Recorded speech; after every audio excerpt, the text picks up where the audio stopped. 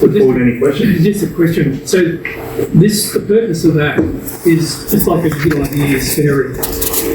You're familiar with that term. People come up with great ideas, they input, and that's adding to cost for delivery of service.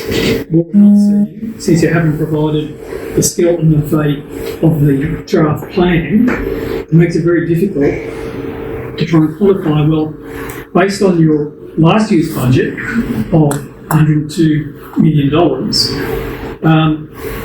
what that would look like once you add that to the 102 going forward with other projections of either reduced revenue or increased cost shifting. That's a good question, and that's why when these are provided, all these suggestions are analysed and estimated. They are provided to the council in terms of saying, well, if you do add this into the current draft, you either increase. Why are we doing that? Why are we doing this as an activity now? Sorry, can I jump in? Yeah, don't understand. Sorry about that. The issue we've found ourselves here is the local government elections. Mm-hmm. So the timeframes for us to actually prepare and go into consultation with a budget are challenging to say the very least. As the councillors that are here would know, we're only just taking the councillors through the budget at this point in time, their current budget. Then we've got to take back to them the budget for next year. Now, at the moment, we're looking at the last week of June to actually get a final adopted budget. I don't want to go beyond June because then that impacts on your procurement and everything else with contracts and that sort of stuff as well. So why did the process start, as you alluded to earlier, that the process for developing the budget plan occur at the time in the current financial year? Why wait till almost towards the end of the financial year to start developing a skeleton? Yeah. So we've done a skeleton one, but we have not had the opportunity yet to present it to the councillors because we've been going through the induction process with the council. But as a ratepayers, why wouldn't we be able to see that? But the councillors haven't actually seen it.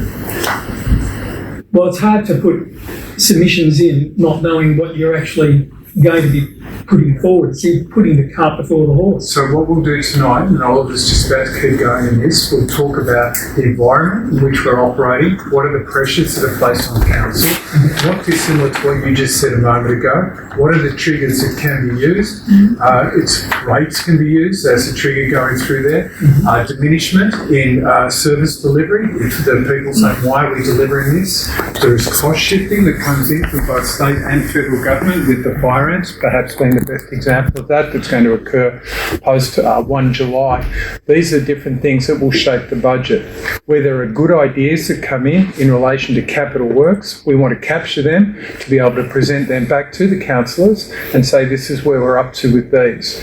Our bigger issue on top of this is we're probably going to run out of time to get a lot of this, or the time will be against us because it's a state government election in October. So we can format and push advocacy onto those sorts of things. The issue is they will probably then extend out their funding programs, they won't have them, and they'll wait until the next financial year before they give out any more grants. The same thing is likely to happen with the federal government, and of course I'm turning around and saying this is where there's no changes, etc. If there are changes in the government, then that process is even going to be longer. And it gives them, speaking frankly, it gives them the opportunity to save money, because during those periods of time, they will do reform of the grants process and everything else. One thing we are doing at the moment is we are popping in a submission to a federal government review, which is called Investigation into the Long-Term Sustainability of Local Government. We are going to make comments around the financial assistance grants, which have been there for goodness knows how many years, and how they're worked out and how they're not worked out, how they pay us, because quite often what they will do is not pay us the amount until the last week of June. So our books look suddenly very odd because we have have this enormous 4 to 5 million payment that comes through, and we've got to account for that as well. So there are all these different things that come into play. What are we seeking from you tonight? Yes, we are seeking initiatives that you'd like to see undertaken. Are we guaranteeing every one of them will happen? No. Will it be a better opportunity in next financial year's budget? Yes, that will be a longer process. We'll go back to what the normal process is. But at the moment, one of the councillors is going to have to tell me, what was the date of declaration?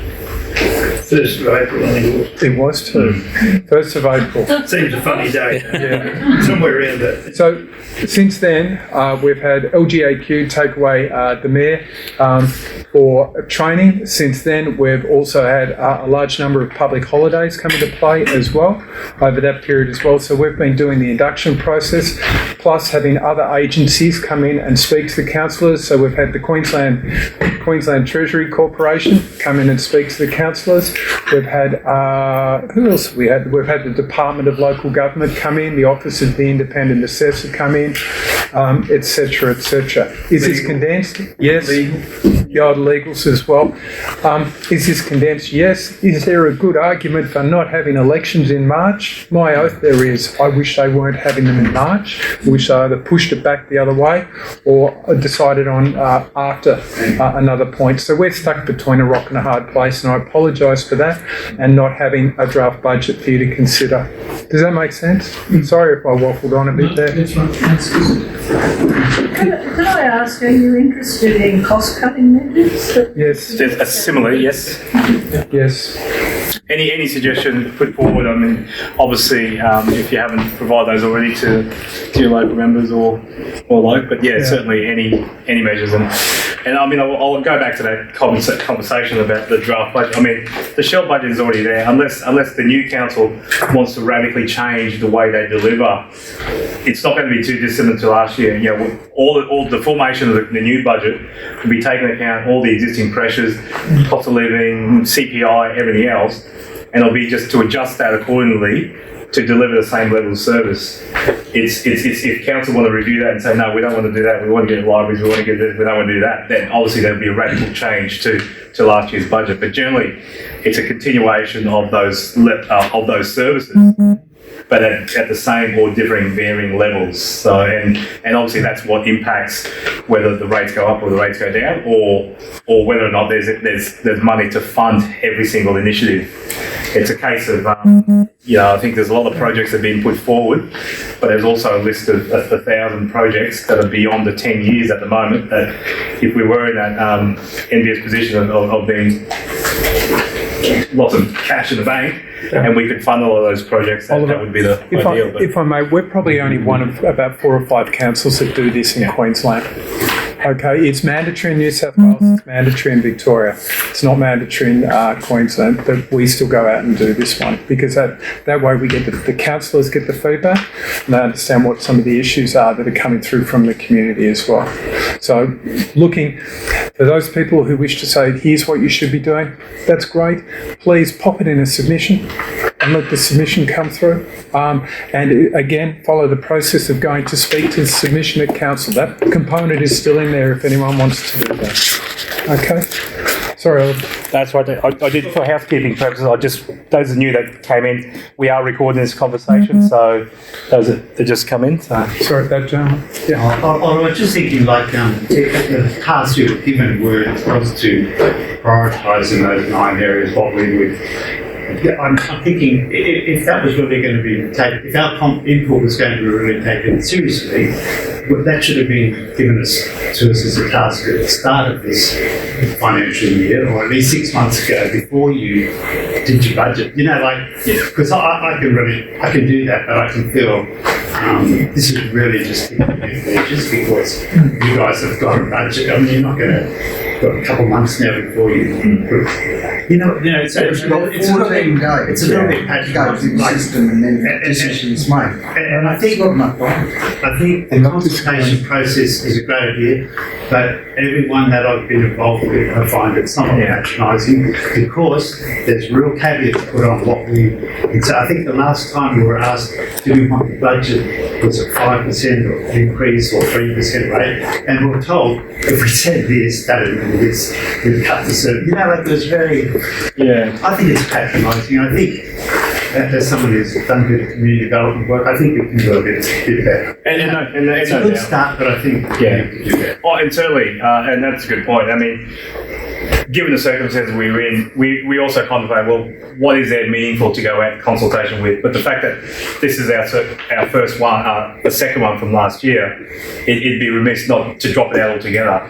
We did go to council and say, we're not able to go through this. The disclaimer in this is that it's not only shaping this budget, which is, rightly, we've got a few more weeks or another at least 2 months, 7 weeks before that's going to be adopted, but it will assist in the current council will have to review their strategic documents. They'll have to undertake to review the corporate plan.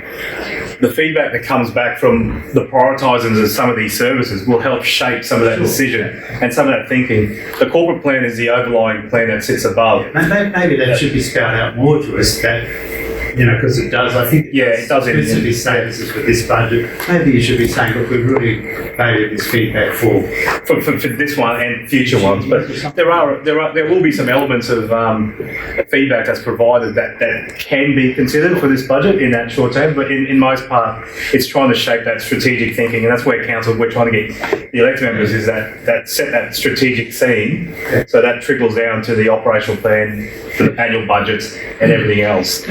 Let me just add a little bit of that. It's a very good point, because you can see where you've been, where you are, and where you're going. And that's what people want to see. So where we're going is by putting in that input that people are going to be submitting, which is only adding to the cost.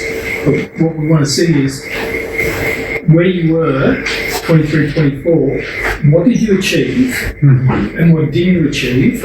What's still on the plate to deliver? Yep. For 24, 25, because that is the unknown.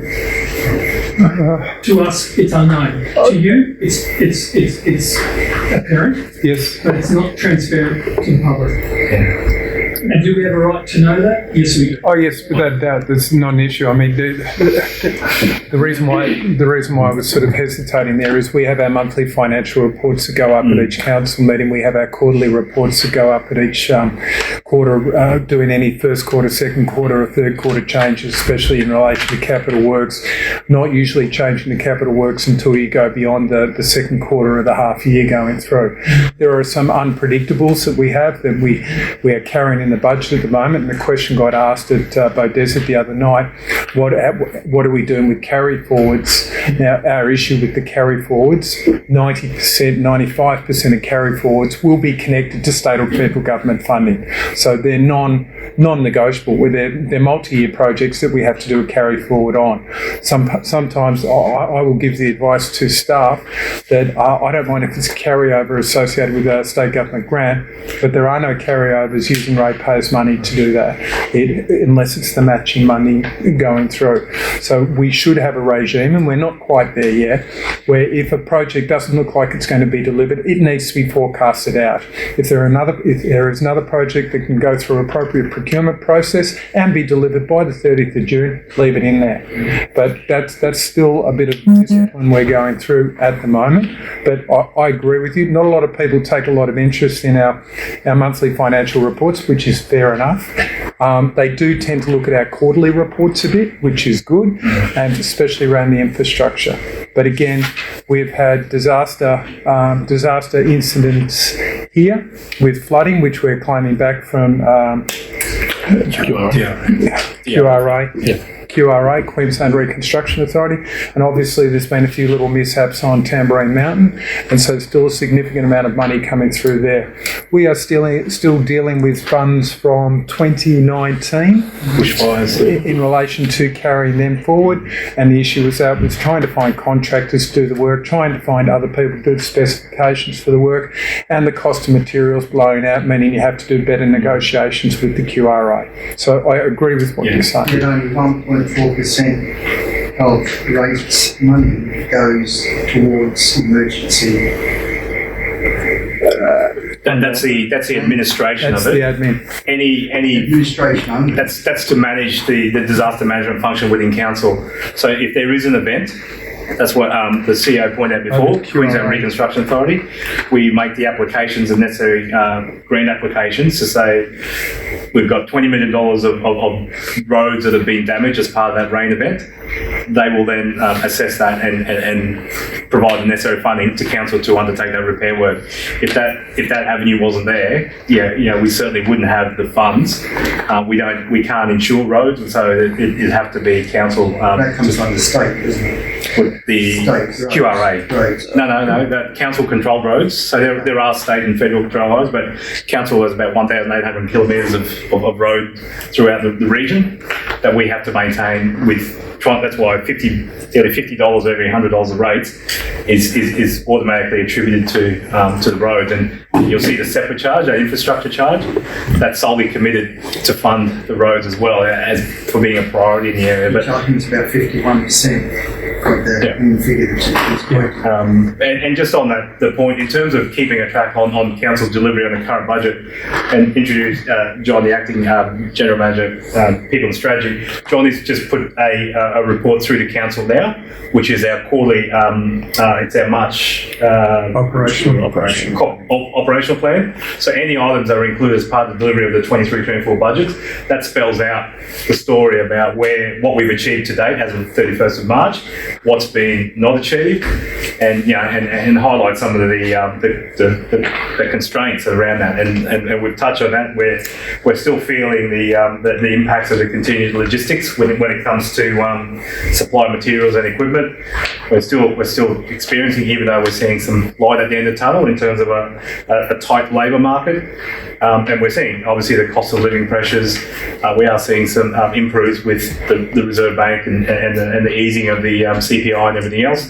When we started putting these budgets together back in October, November last year, we were working off 4 to 5% CPI. March quarter CPI at the moment is 3.8%. So it's already it's gone down. So we're able to adjust those figures because council's not immune to the same indexation that residents pay. Insurances have gone up, electricity's gone up, cost of fuel, fleet, everything else. So Can you CCI? and councils also rely on a separate index called the council cost index, which is supplied by Local Government Association of Queensland. It's similar to the calculation of the CPI, but it takes into account a couple of other measures that councils throughout Queensland utilise, so that the cost of running the business of councils can use that as an index. But we've gone from 5% to What does it sit at the moment? 3.9. Thank you. Yeah, I think what would have been a useful tool in all of this is a breakdown of funding per division, so that you know per your division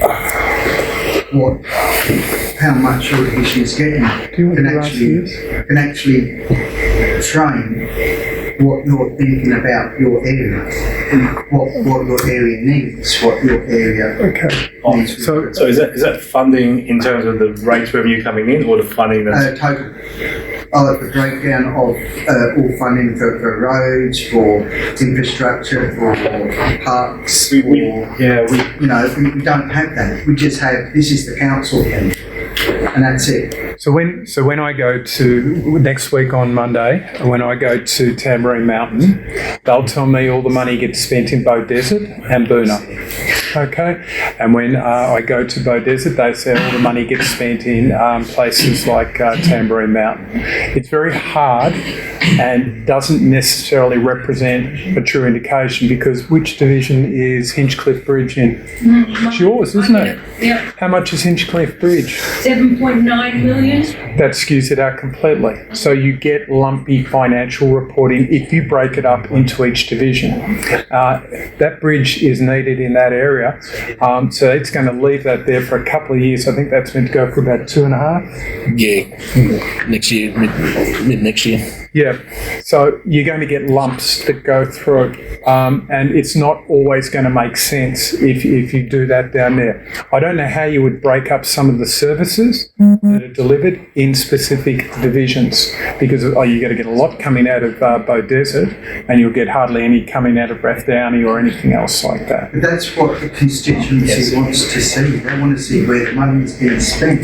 If they can't actually see the money being spent in their locale, they're going to be asking questions. Okay, why are we not having enough spent in this direction or enough spent in that direction? And you already said it, David, that people in those other respective areas are saying that they believe funding is going to other divisions. So to clear the water and give more transparency, even with the funding you're getting for the bridges, that can be seen. But then overall across the whole distribution for Scenic Green by division, people will get that visibility. I'm agreeing with you, and I'm not. The other issue that comes in is the greater population centres are always going to look better than those with the smaller populations or the more dispersed areas going through. The argument will also come through on why is this road being fixed. Remember, I spoke about the QRA, and that will be funding going into that will make it look bigger and better in one over the other.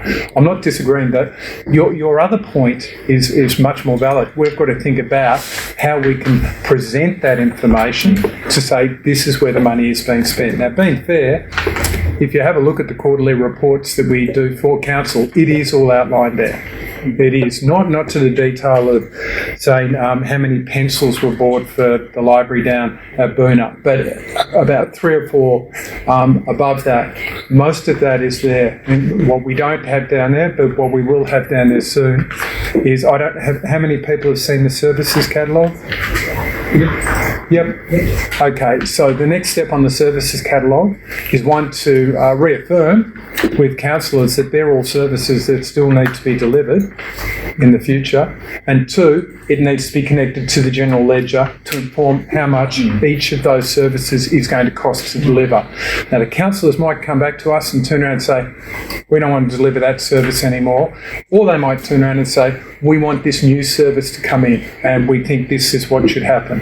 Okay, so, and then that ties in, sorry I'm talking far too much, that ties into what happens with the cost shifting. Now, with the cost shifting, do I think we are going to have an increased roll on fire ants? Yes, I do. Do I think it's going to be passed down? It's already been passed down from federal to state. Do we think state are going to pass it down post 1st of July? Yes. We've got to suddenly work out, 1, how much to negotiate with them to get money over a longer period of time, and 2, is it really the core business of council? So we're stuck. Some people will turn around and make the comment, I don't swim, so I don't think we should have a swimming pool. Okay, how many pools have we got? 5? 6. How many Gold Coast got? Well, that's a strategy. We have 6 pools with 45,000 population. Gold Coast have a strategy around having 1 pool for every 60,000 people. So it goes back to when you compare. When you try and compare asset management, and it's and this is where we run into trouble. So that services catalogue will start looking at the cost of each service and who is best equipped to deliver them. Are we the deliverer of last resort? Yes, in many cases we are. They've gone everywhere to see who else is going to deliver the services, and it ends up coming back to council. So you're at phase 1 for the services delivered? Phase 1 is complete. Now we're going to go with phase 2, subject to getting it through the budget. To align after the budget. No, it's got to go in the budget. Yeah, phase 2 is depending on obviously council setting that corporate direction. I mean, if there's a total rejigging of the direction, that current service catalogue mightn't be current and may need to be reworked. So yeah, we're trying to identify where council wants to head strategically and make sure that aligns accordingly with all the plans, and then what falls out of that is what services they are deemed as what's being delivered. So that's the allocation from the budgets to each of the services that are being delivered, and then if you're breaking that down further, it'll show that. Is there a phase 3? Is there a phase 3 to this as well? Phase 3 would be the complete revision of what you're doing. Okay, but at the moment, we've done phase 1. How many has it picked up? 40? 34. My mistake. 34 of the services through there. That needs to then be broken down with how many staff for each service, how much, what are the on costs for those staff, how many vehicles for that, and run through the whole lot through there. And again, all that time asking the question, are we the right people to be delivering that? I think also to also just to that gentleman, your question about the budgeting by division. I think it's in defence of the elected members. I think correctly they'd like to have what's best for each of their divisions, but under the legislation, under the code of conduct, they've got to make a decision not just on their division but on behalf of the whole region. So there's no. What you're going to get, this is what I'm saying, what you're going to get in consultation with us is you're going to get from each and every one that gives. That's correct. Yeah, from it's going to the be area. for their area. Yep. Yes. It's not going to be for the whole. No. As an average ratepayer, I do not think so. I do not think. I would hate it if our council spent. There's a huge administrative task there if you want to dig it up and say this is what. That's correct. How do you split up your asset base? How do you split up your capital? I think that would be bizarre. And I would, as a ratepayer, I have no support for that. Oliver, I think there's a question here. And the CEO made a good point on bridges. Those bridges, and just like roads on our 10-year plan, is the ones that need doing it the most are the ones that get the money in priority. And they're all assessed from a whole of life, whole of council point of view as those priorities. It's not two from each division. It's what needs doing. And the other thing in that same category is the revitalisation. We did the three big centres. Calabar and Canunga are next. Yeah, we're just about to start The planning phase. consultation there now, and we take it. And Warrell View will be in when I'm no longer here.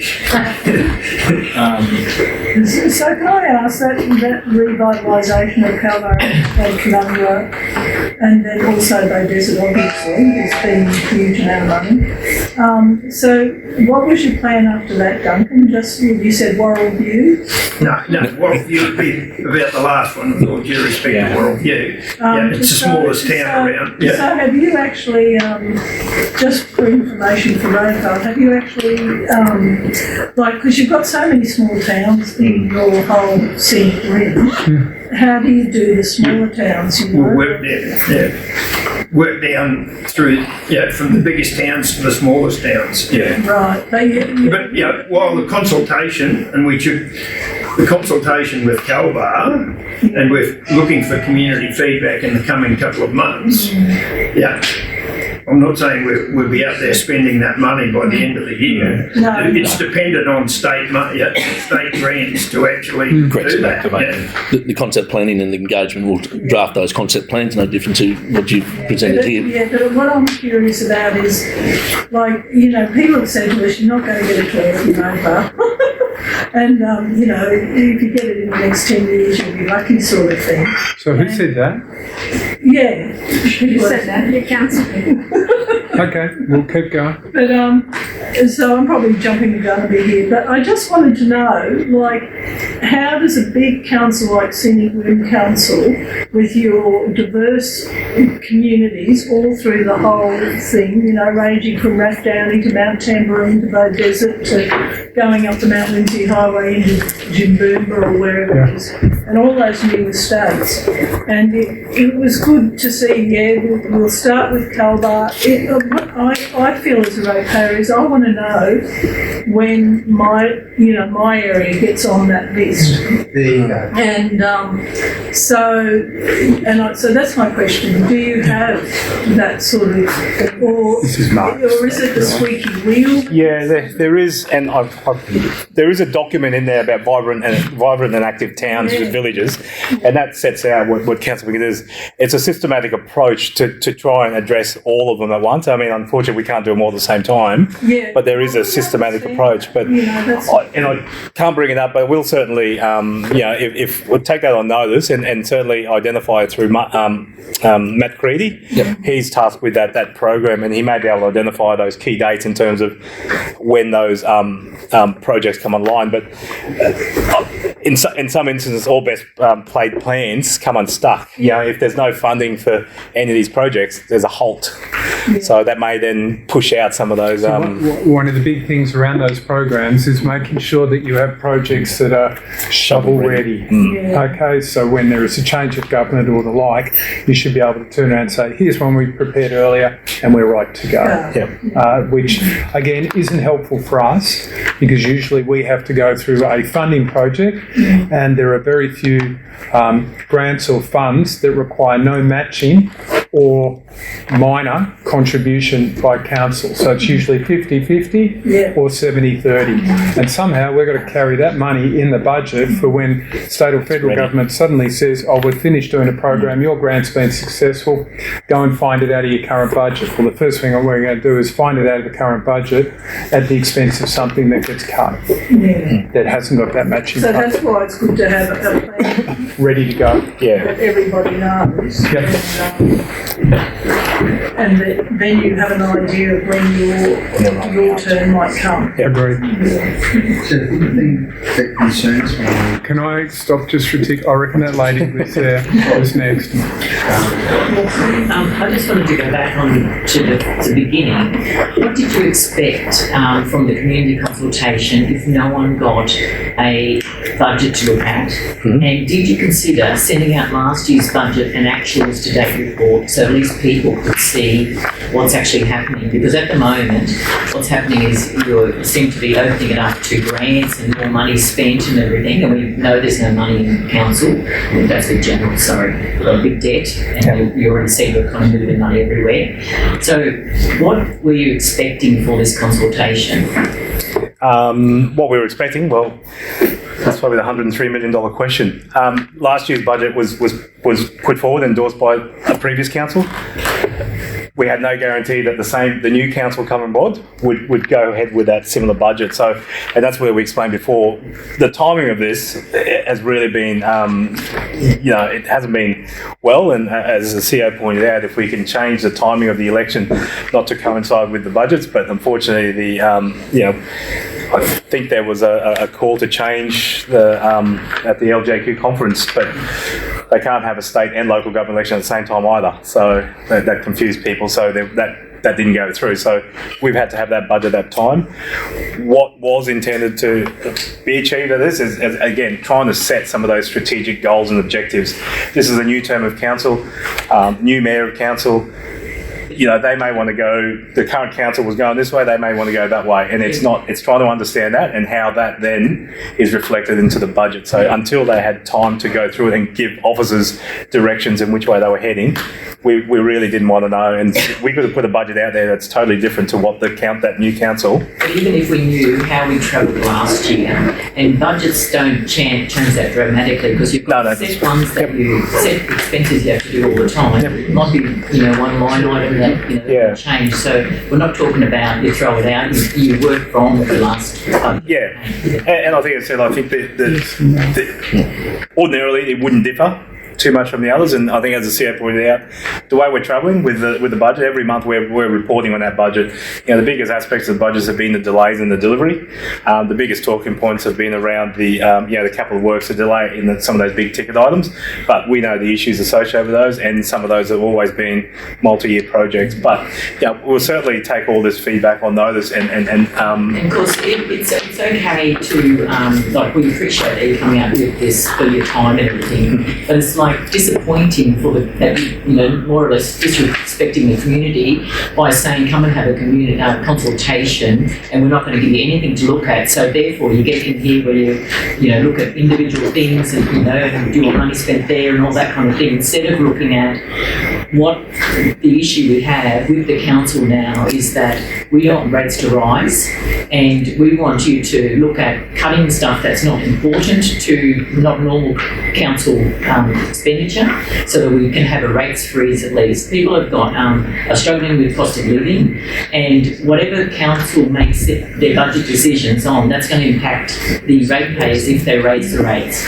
So, what I saw from Bow Desert was people were saying they've got submissions and on projects and grants, and even in the list there that's online, I got told today when you go in and say you want us to talk more, it goes in and more or less says I want to grant money, and people are asking for money.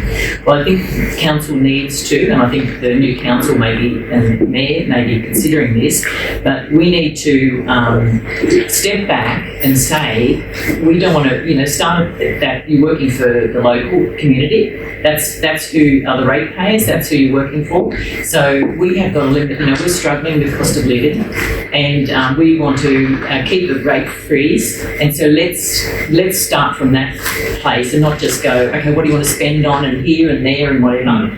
So you just did it. Yeah. You just did exactly what we're after. Right. You just spoke to a submission that you would put in. So I would really like you to write that down and put that in as a submission.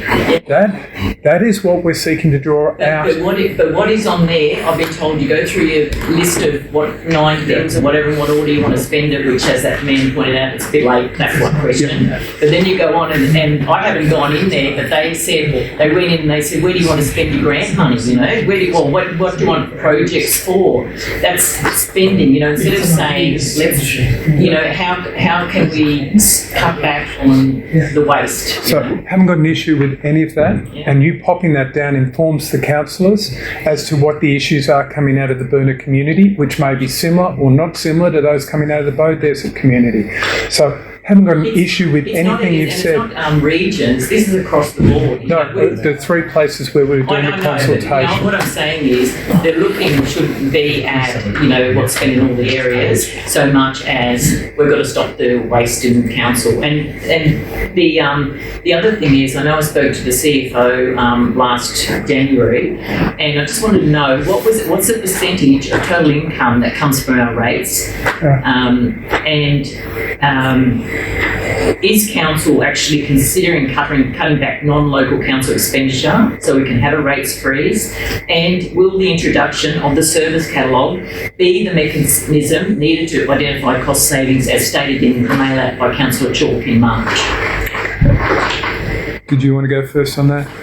Yeah, I'll go chronological order, but I don't know which feedback form people were referring to there. Apparently in that draft, So this is the hard copy of the feedback form that sort of just says to rank those services accordingly.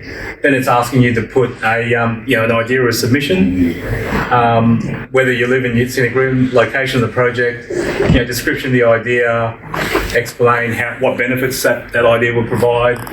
Budget amount estimate in terms, if you know what it is, and then it's asking if you would like the opportunity to come to council and present that. So that would be, and if you've got to give a budget amount, then that's as expending, isn't it? Well, that's what I mean. If you're putting forward a suggestion, say for a new dog park, and that's what I said, one of the things about rate freezes, as I sort of explained before, council's insurance have already increased, council's electricity, so it's hard to do a rate freeze without shuffling some debts in terms of cutting services, and that's what the council could provide. Or reducing total cost of ownership for your assets, for example. So which assets would we like to sell? We could talk about that. Not about selling. No, you're thinking about fixed assets. I'm talking about assets, fleet assets. Sorry, yellow or white? We can talk yellow. Right. You can talk white as well, because it's applicable to both. So in other examples where if it's a COTS item, commercial off the shelf, available, there's nothing special about it. It requires delivery of an add-on or whatever, specifically an extra cost. COTS purely. Why is council looking at in the current fleet using that model and looking at savings? It always comes back to cars, doesn't No, it? equipment. No, equipment, white and yellow, white and yellow. These are hard things to balance up. Our fleet needs a lot of work. We have a total of 2 pool cars that are unallocated for normal use going around. Can I go? Sometimes with fleet, there are. We usually go through the bare minimum on vehicles going through. Sometimes there'll be stuff that's added on, extra stuff that deals with towing and that sort of stuff as well. And there's also extra stuff that goes on identification of where vehicles are going so you can track them and that sort of stuff. With the yellow plant, it becomes a bit different because we also make money from RMPC and TIDS and R2R. And joint ventures with the boundary. Yeah, other councils. And TMR even doing the roadside verges and everything. We don't have the plant, we can't deliver the service. If we don't deliver the service, then we don't actually get the income from that. So that income is fairly important. Don't get me wrong, I wasn't saying you don't have the assets. Get the appropriate ones. It's not the acquisition of an asset, it's possibly leasing an asset and you're shifting the maintenance costs and the burden. Well, you might go, No. I'm going to say here, and I've got this from experience, where your total cost of ownership is what you want to do, and so your leasing is an option to achieve that, which translates to savings. In some cases it does, in some cases it doesn't. Well, and if you don't go through the exercise... Oh no, we're doing that now. We do go through that exercise. If you're saying you're doing it, that's good. I will point out though that we're not like any commercial. We've got a number of legislation, statutory bodies, Financial Act, Local Government Act, Local Government Regulation 2012. Anytime we want to enter into a lease is considered borrowing. So we have to seek applications to this. So we can't simply go out and lease something because that's entering into a contract arrangement. The Act states that you have to get approved from the Minister to go into those arrangements. One of those principles would be, will you achieve savings as a result of this activity? Well, the councils had a presentation from Queensland Treasury and they basically denounced the notion of that leasing is more cost effective to council than it is buying it outright. I'm not a fleet specialist, but that's the Queensland Treasury Corporation's provided that presentation. Could you touch on just what price we actually purchase them for? Yeah, I mean when we do purchase fleet and say the yellow item fleet, we've seen raiders go from 380,000 to 700,000 in 2 years. So there's some of those costs that have gone up. We still have to have them. We still have to turn them over at the appropriate rate to turn them over. Well, when we do borrow money to buy some of those fleet at times, we are getting money at a discounted rate through Queensland Treasury. So Queensland Treasury Corporation are council's financiers. They also provide financing to the state government. So unlike, and I'll refer back to a couple of years ago, we undertook a refinancing of some of our legacy loans. Some of those loans were up to 8-9%. We were able to refinance some of those down to 2%. Now those loans are fixed. So the maximum council can borrow money for is for 20 years. So they're fixed at 2% for over 20 years until such time council pays it off. However, the money that goes up is minor, some admin costs and things like that. But in most part, Queensland Treasury owns the risk. If the interest rates go up, they cover that risk payment in terms of those costs. But there's just some complications. It's easier said than done at times. And I think it's easier said than done. But as long as you go through the motion, we've done this as an activity. And we can state categorically it's either going to work or it's not going to work. Agreed. Agreed. Question 2, 70/30. So I do recall having a chat with you about that, and I remember reading what was printed in the paper, and I was didn't know if that was exactly correct, but. Council's currently, the revenue split between what we call own revenue is about 70% and 30%. So 70% is own revenue, which makes us in that sustainable category. We're not in for shocks, unlike some councils out west. There's a report recently from the Queensland Audit Office that, it goes on to the sustainability of local governments. Some councils depend on 70% of theirs from government grants, and we see that those fluctuate really bad. If you rely on 70% funding to run your business, and suddenly that dries up, you're in the deeper. So 70% 20%. Is ratepayer? It's ratepayers and people who use the services. So that's including of general rates and fees and charges for the service that we provide. So we're providing a report to Council on the 22nd of May, and it's a Queensland audit report for the local government audits 2022-2023, which puts Scenic Regional Council in one of those sustainable councils, having some control around our own revenue streams. And the third point I had was about Councillor Chalk's initiative to get to phase 2. As I said before, It wasn't the service saying that initiative. The service catalogue, Yep. the introduction to the service catalogue is the mechanism needed to identify cost savings. And that's right, and that's where we're going to the phase 2 of it. Phase 1 was just one mechanism. Yes, one mechanism. Certainly, and we'll draw upon what we can from that. But the first part is to accept the strategic directions of council And so to the try first part is actually saying what the services are, so listed in the service. list some services and get those public awareness around what those services are, so that they do understand that.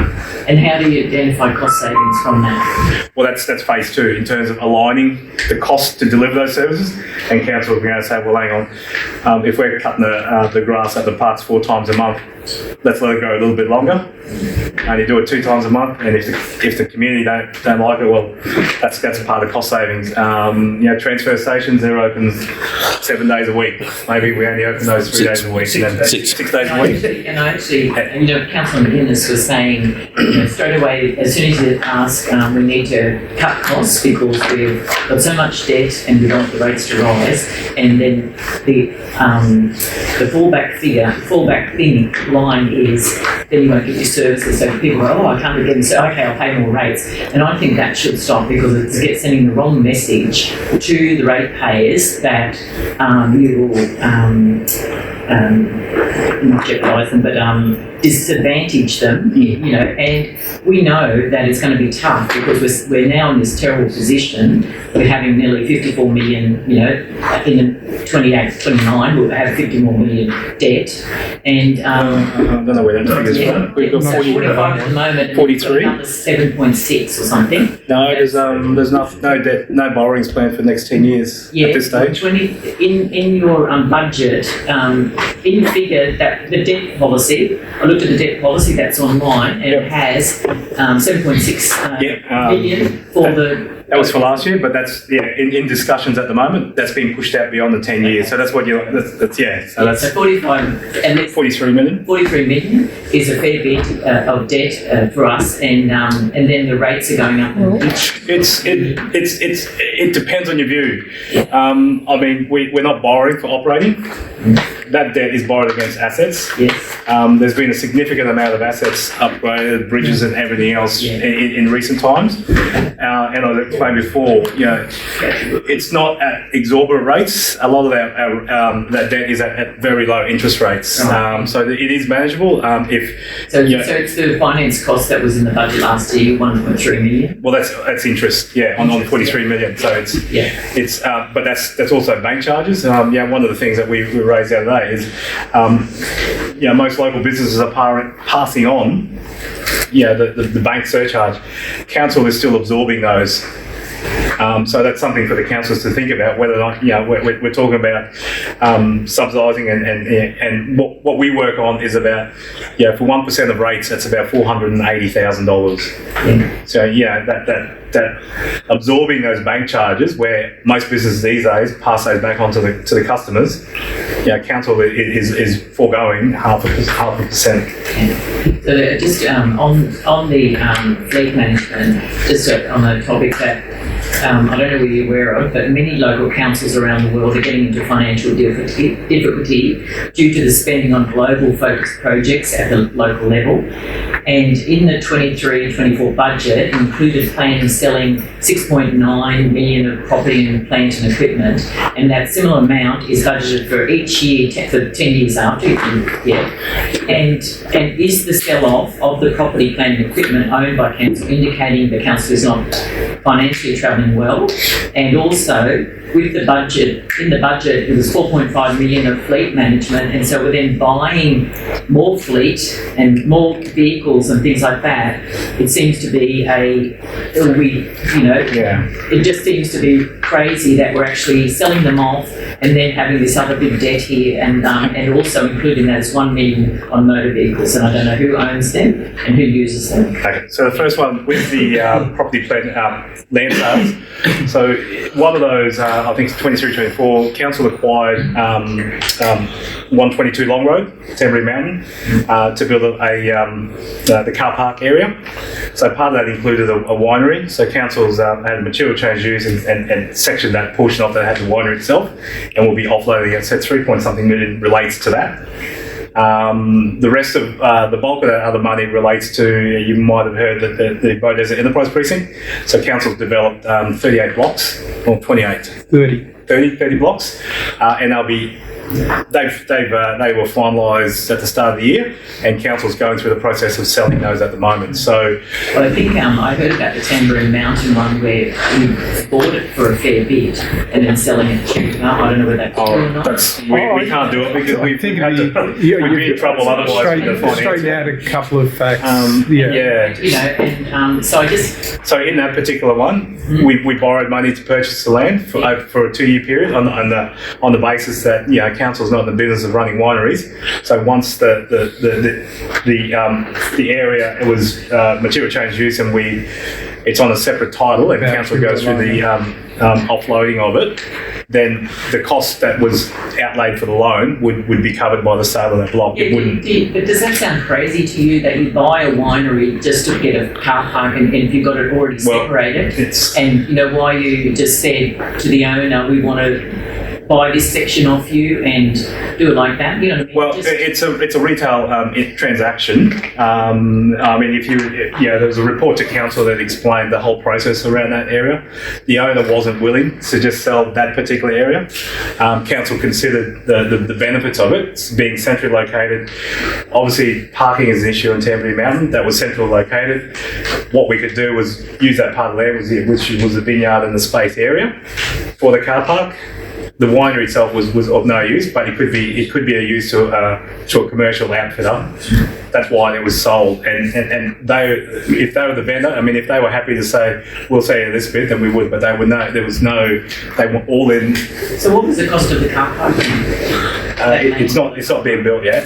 No, but for the land, for the car park. Oh, I think it's about I think the loan was about $4 million or something.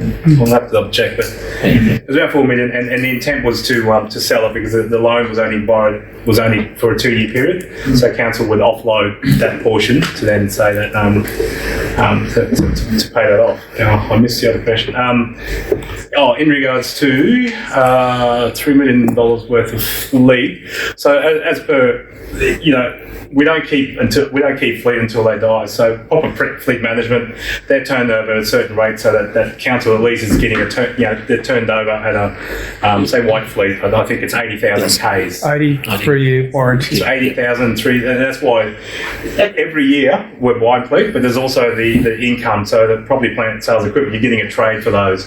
So at the end of it, council's maintaining that on the balance sheet in terms of if we kept the fleet until it died to the ground, there'd be no residual value. There'd be no benefit. Who has all those cars then? Who has all those cars? How many cars are you talking about? $1 million worth, $1 million in 1 year worth. Well, the white fleet's so 5 years ago, council took the steps to not issue white fleet to management anymore. They capped that cost by just providing an allowance.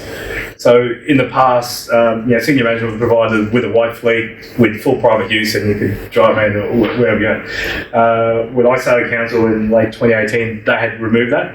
So really, the only white fleet are the white fleet that they use for the pool vehicles, and also the predominantly utes. Yeah. So and they're operational. So I don't know the utes. Spray utes. Yes. Yeah. So I don't. Yeah. So there's no. In terms of the senior level within council of the 18, not the 50 managers, but of 18, CEO to the managers to the principal specialist levels. And then people can just use those utes in private times. No. Well, stop. There is a thing called Hold on.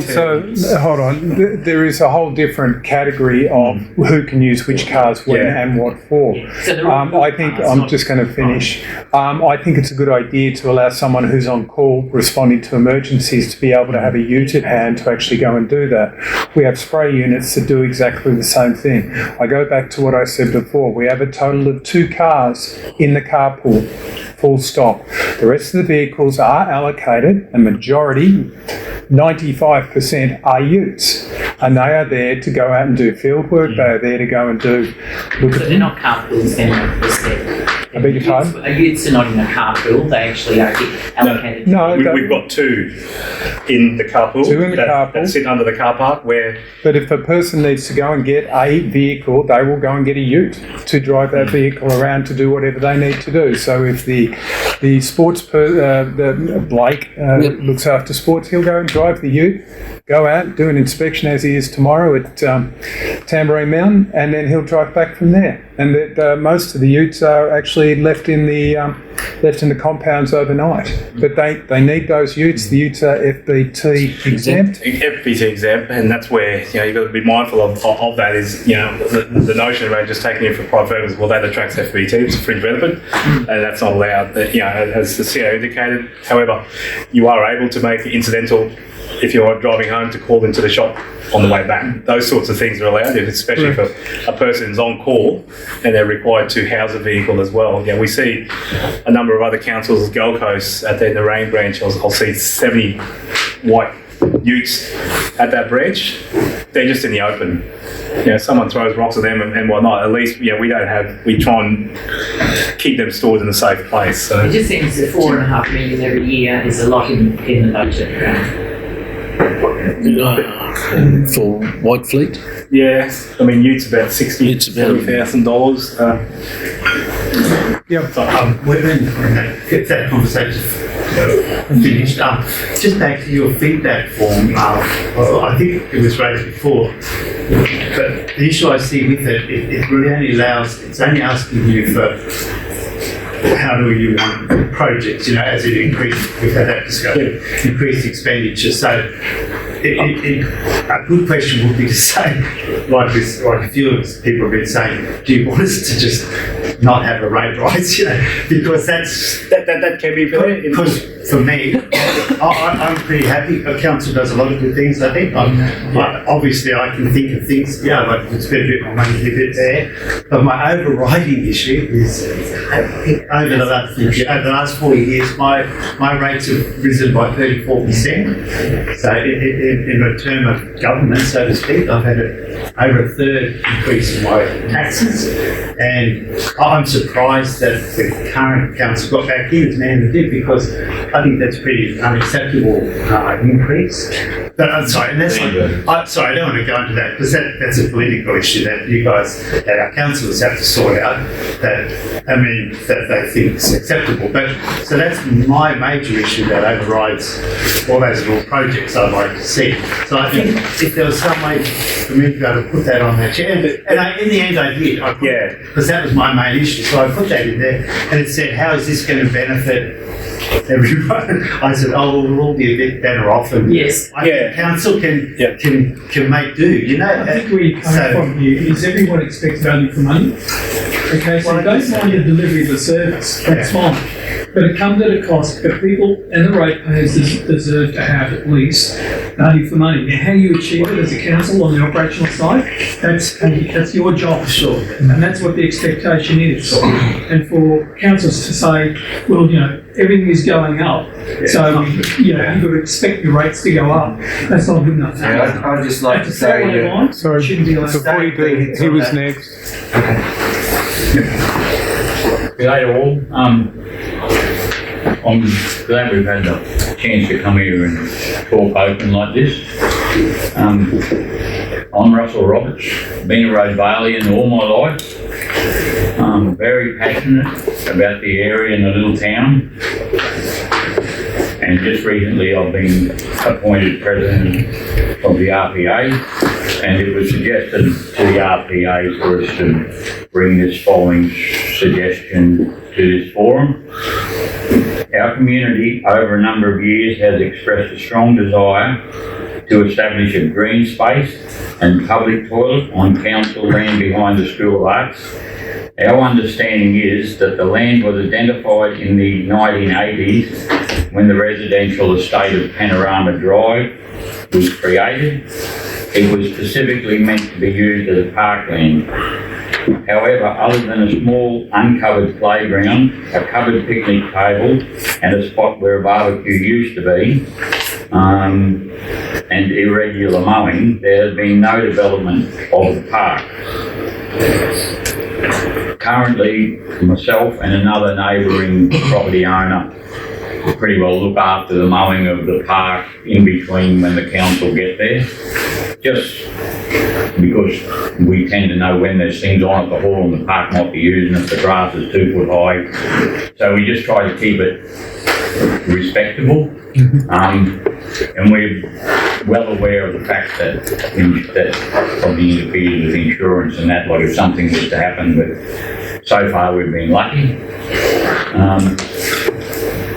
Now then, having been told that a public toilet is probably not on the agenda for a road bail for around the 10-year mark,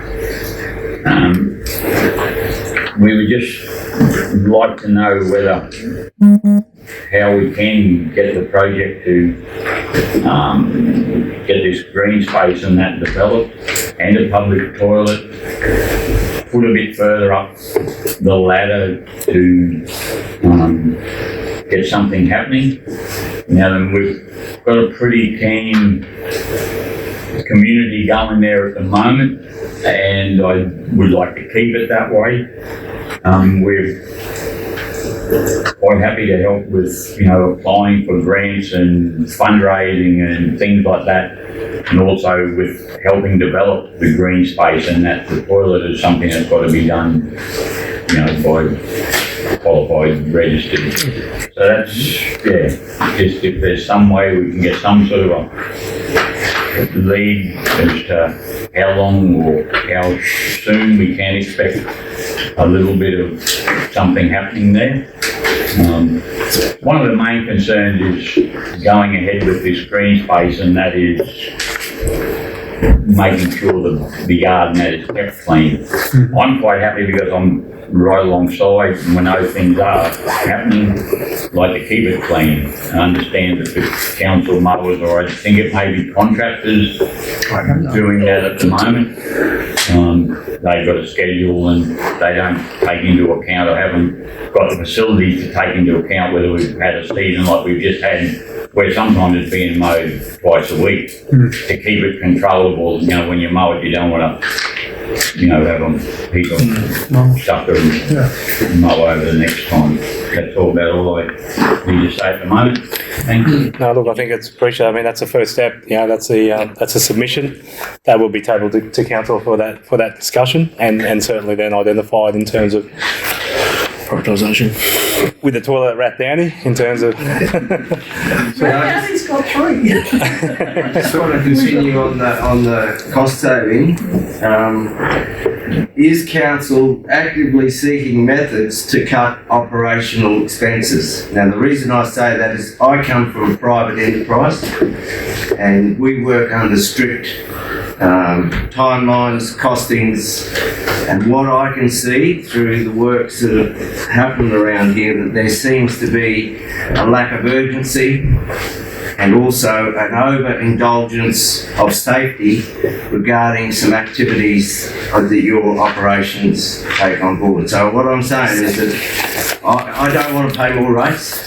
I think I've got enough of them for what I get. And the roads around here are quite poor, and some of them not fit for use. You must admit that too. And you guys obviously said the insurance is going up. Well, you've got a liability out there on a lot of your roads if an accident happens on some of these roads that exist out there. So I'm saying to you, you need to actively seek operation costs cutting. Are you actually looking into that? As the opener, I think that's the prerogative of the new council coming in. The CEO has indicated there's really two levers around that. It's cutting back on services or dropping staff, or both. I'm not saying cutting back on services. I'm saying economically managing your crews to be cost effective. And I've worked for council.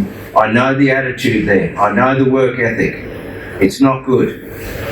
Okay, and it's just ingrained in the council mentality, and look, I'm not going there. What I'm saying is that are you actively trying to improve that? Is there any system you have in place to try and get more out of your workers in their daily operations? Can I go? Yeah. It's a good question. Our first thing is getting more out of our workers. We're actually missing a huge amount of workers at this point in time. There would be, I'd say, in excess of 50. 70. When you say you're missing, what's that? Vacant. We don't have staff. Okay, so there are two things when we don't have staff. One, the diminishment of the services coming through. Now, are we the only ones in this situation? Toowoomba's missing about 200 staff that they cannot attract at this point in time. Do you have a reason for that you can't fill those roles? You're not paying enough, or is it It's a highly competitive market at this point in time. The private sector is quite attractive in certain areas. We pay grader drivers a certain amount. They don't have to go very far to get much more than that in the private sector and do extra hours if they wish and that sort of stuff. So our challenge is to make Scenic Rim Regional Council a destination for good employment, for people to come in with new attitudes and everything else like that. So I don't disagree with what you're saying. There is a culture change that is underway at the moment that bounced out of a staff survey, which is coming to fruition probably over the next 2 to 3 months. That puts in people, making sure that people are proud of who they're working for, but actually making sure they do the appropriate work as well. Are we always looking for continuous improvement opportunities? The answer is yes.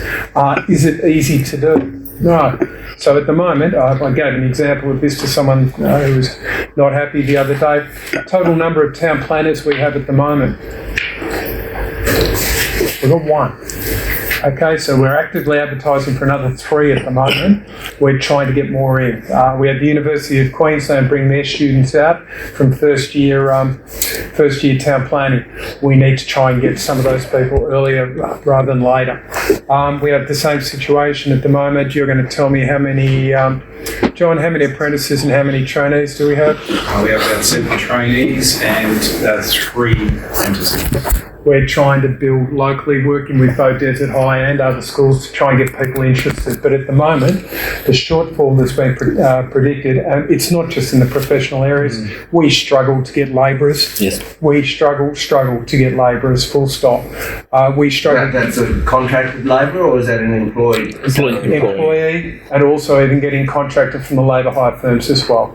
There is a shortage of people who are in the working. This is where, if all these houses are going to be built, as the politicians say, within this period of time, I don't know where they're getting these people from, but we're not getting them. Well, we probably know where they're getting them from, and it's pie in the sky sort of stuff, and we're not silly. We understand that. It's just words. So the proof's in the pudding, and we think the pudding's not going to be there, but that's fine. Have you thought, if you can't source the quality employees, have you sort of contractors? Because before amalgamation, there was that effort to minimise council employees and contract it out. But somehow, with the amalgamation, it's gone back to council. So the contractors are finding it hard to find staff to work for the contractors. They're in the same boat. So this is where we've got to grow our own to make sure that they can continue to work there. These big demands coming on where to get staff from are really impacting. I've heard that they're talking about immigration to try and remedy some of this. I don't know if that's the answer. What we do need to do is try and make sure we can find the appropriate skilled people, make sure we retain them for as long as we possibly can, and go from there. But where there are contractors, and this is where the budget becomes difficult, we can often go out. In fact, one of the staff said to me today, we went out 3 times for a designer and still didn't get anyone on that one either. So what we've got to do is try and make people want to actually come and work for Scenic Rim Regional Council. That's the biggest thing. Do they have to work here 100 years? No. If they work here 12 months and do a ripper job, I'm just as happy. Sorry. I was just going to say, in terms of people working on your roads, it's very noticeable that when Boonah Shire did exist, we had something like 100 outdoor labourers and 40 indoor staff. Yep. And I'm not speaking for the Road Progress Association, I'm speaking for individual here. Now we have something like 231 indoor staff and 171 outdoor staff. Yep. And the concern for me is that imbalance, given that the Boonah Shire was probably makes up 1/4 of the land mass. Yep.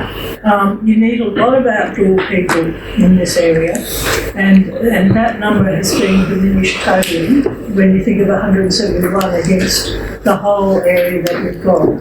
So it seems to me that there's been a focus on, for some reason, the indoor staff have just gone, and I'm told it's because of legislation and this and that you have to do. But it seems to me that one of the ways you could really save money, and I have to say I disagree, I think if you have permanent employees who know the roads that they're in, you would save a lot of money. Agreed. When we had the Boonah Shire Council, the road labourers, you could go to John and say, hey John, the culvert on my road is doing blah, blah, blah, and John will know that culvert and John will go and fix it up for you. And that local information has been destroyed through amalgamation. And what I suggest to you is when you do recruit labourers and road experts, that you let them develop the knowledge of the area they're in, and that they're rewarded for retaining that knowledge. No, I agree entirely. The other issue we have is local government employees are a bit like me.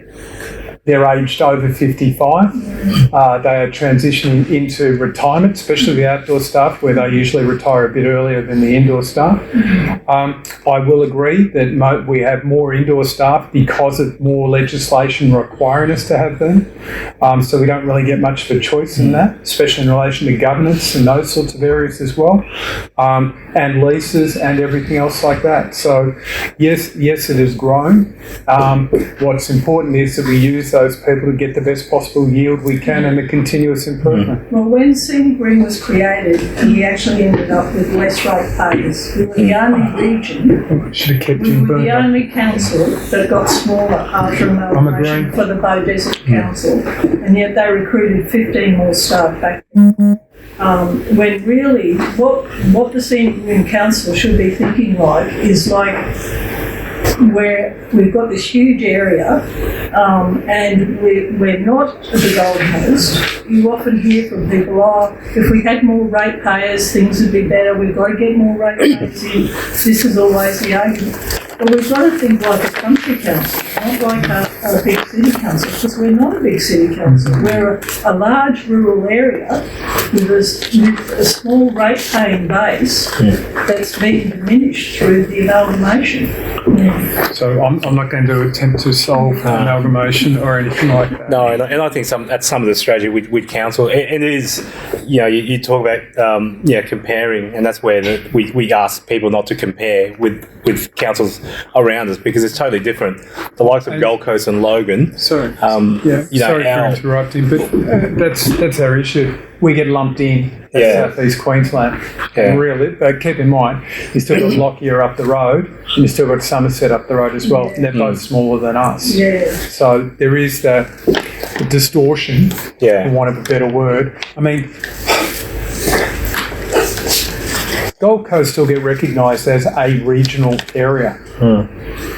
They're not a region. They're an urban metropolis, is what they are. Yet they still qualify for funding as a regional council. They don't need funding. We need funding. So, that doesn't help. Yeah, and it is a catch-22. The likes of, at the moment, our residential rate base makes up about 70 to 80% of our total rates income. That's flipped in the Gold Coast where it's from the commercial.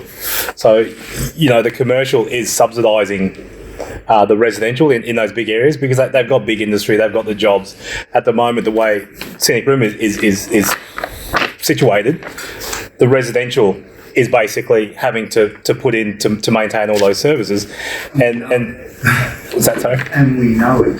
Oh, and that's the thing. Yeah, part of that economic drive is to try and attract some of those big businesses. That's what the Roberts would say. There's a disparity going on, whether the council is aware of it or not. It's a mindset.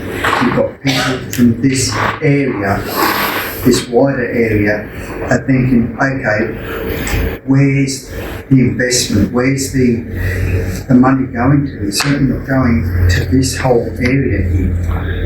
It seems to be going over the other side of the mountain. Can you talk about cost shifting a little bit though? I mean, in terms of investment, we're talking about manpower. We're talking about being in contact with your constituents, right? Now, if you look, how often a council looking at the expanse in population of areas on this site? Every day. It's I don't seem to be looking at it in the Calbar area because if you go on Facebook, there are people looking for work. Some of them are tradespeople. So if you find those people, can you refer them to our website? Yeah. I mean, I'm being really serious. If you're aware of people that want to work, labourers, etc., go through there. This gentleman's just been through a process where we've got a procurement person. It took 4 or 5 times to do it. Same situation exists in work health and safety, trying to find people there. I just gave you the example of how many town planners we've got at the moment. If there are people out there, you don't have to wait for a job to apply. You can put in a cold resume and submit that and turn around. If something comes up, someone will give you a call. So if there are jobs, please. What I'm saying is if I'm seeing it as a local person, why isn't the council seeing it? Why aren't they looking at the medias that are out there in the same way? Well, I think on the staff, at last budget we had 70 million in rates and we had 45.5 million in wage in employee expenses. Yep. So I think we have, we are a small area, and I think even though we mightn't have as many staff or whatever, we can't afford the level of staff that are there. And I believe a lot of people are actually off on leave or something at the moment, so they're not there. But do you know what I mean? I think we need to look at we kind of, if we're 70 or 80% paying for it, we can't put it all into staff levels, and we need to look at what's there and that they're actually doing their job. Well, and that's what the service catalogue is. To maintain those services, that's the staffing level that's required. And I'll go back to the gentleman's query about, safety. And unfortunately, the CEO touched on it before, legislation. One thing that comes to mind is the number of traffic management people. Now, that's not dictated by council.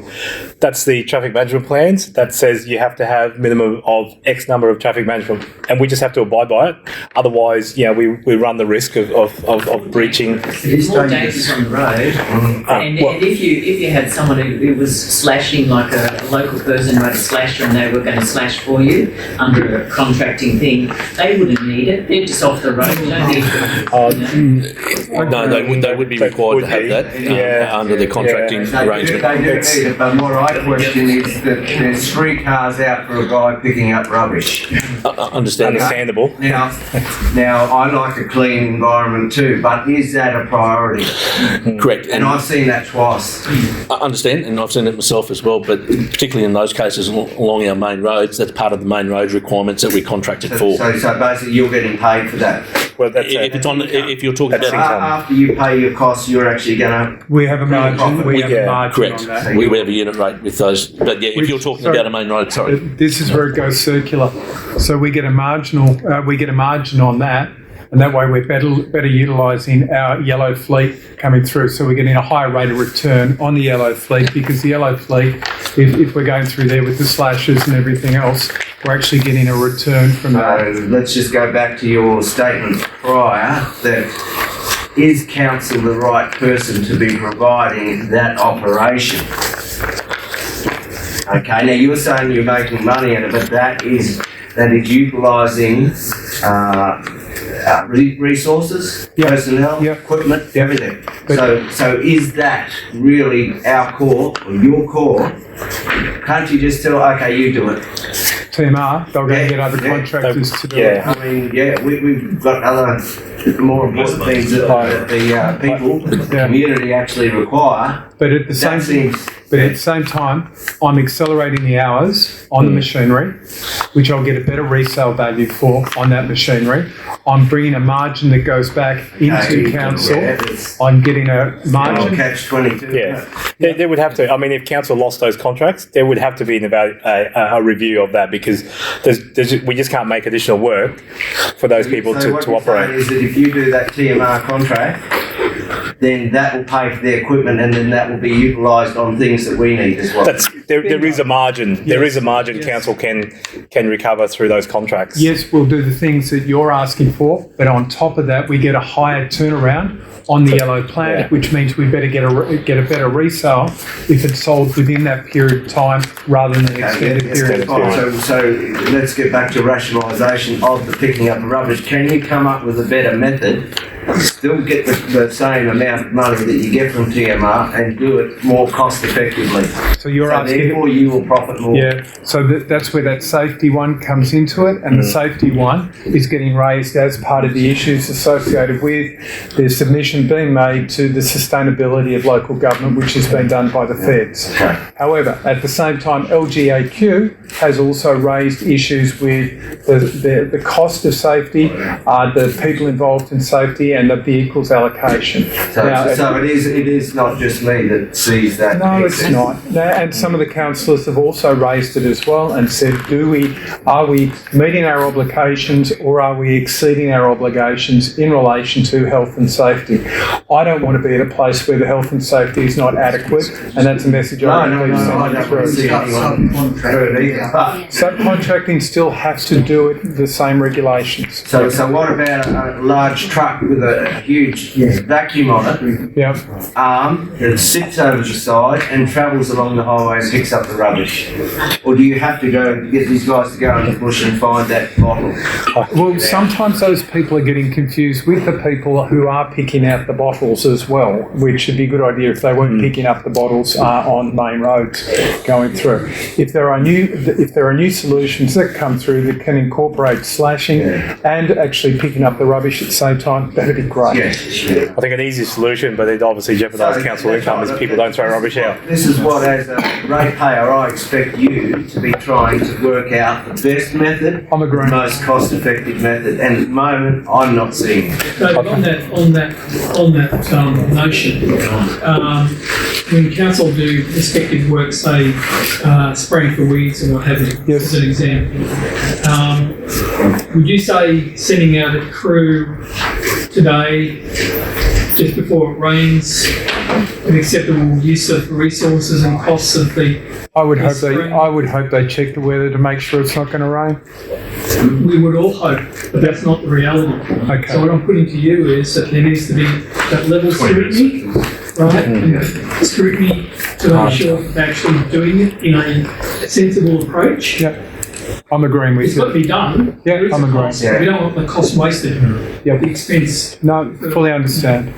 Look, I'm a bit embarrassed as ratepayers that we're sitting here talking about operational issues to you fellas who I'd really appreciate you coming out tonight and speaking with us. So I'm somewhat embarrassed that people in our group here are firing off, to me, a lot of basic operational questions to you guys, and you're not here to answer those questions. So I'm going to head off now because I didn't come along to hear that. Well, unfortunately, we haven't got the budget figures, so we can discuss it. So we're just trying to fill in time. I think get a point of view across. I've got better things to do. I'm just thinking we're really. It's quite unnecessary. A lot of these questions we're firing at. No. Can I say in my experience in going through these, and again, I've gone through these in Victoria, New South Wales, and here. what happened with these people here is it very eloquently put up a project that they would like to see. Oh, no, I'm not talking about that, sorry. I'm talking about how we're going to tell you how to save costs. I think that's... If there are options that you can put up, they'll be explored. Look, I appreciate all that, so thank you. That's not I guess put your hand up. There was one point that was needed to be raised. I mean, one of the other challenges that comes with budgets is, Councillor Sanders pointed out in one of the discussions at the Boonah one was cost shift. We're well aware, from a council perspective, and the disclaimer I had is this is a cost shift to council from the local from the state government and federal governments is the fire rents issue. So from 1 July.